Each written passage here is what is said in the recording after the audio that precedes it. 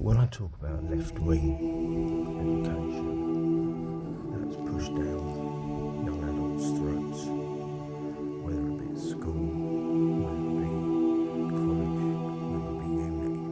I get a lot of comments saying, no, that's not true, either from students or from teachers themselves saying, no, we don't do that, we don't teach any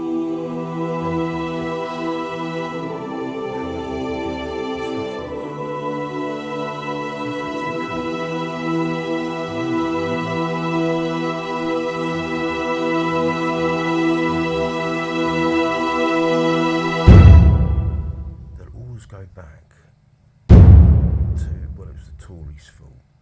Or you just don't think well, it's the Tories' fault.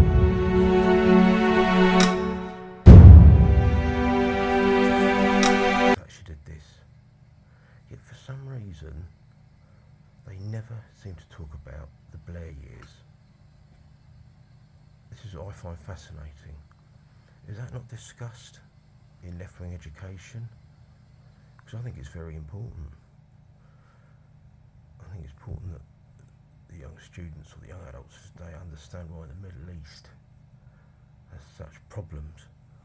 And that was because our Prime Minister at the time, Tony Blair, took the UK into the Middle East, i.e. invaded Iraq, which the population didn't want it because we never really fell for the weapons of mass destruction.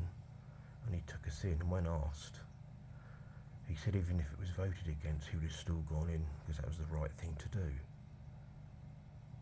Why is this not taught at schools or unis or colleges? And that's a sign of a dictatorship. I mean, that's a really serious thing. This is never mentioned, this is never talked about. And the other thing as well, Tony Blair signed the British public up to freedom of movement.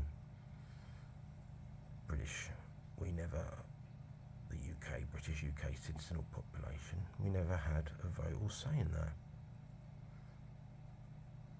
So he basically did two things. He took us into a war that we didn't want, and then he opened our borders, freedom of movement.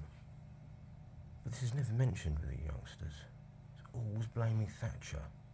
Never any good things about Thatcher, always blaming Thatcher, even though they didn't live in that time. But then blaming the Tories, but seeming to leave out those main years of when Blair was in power. I find this really, really weird. So to me, it obviously proves that there is left-wing propaganda being forced down students' throats at school.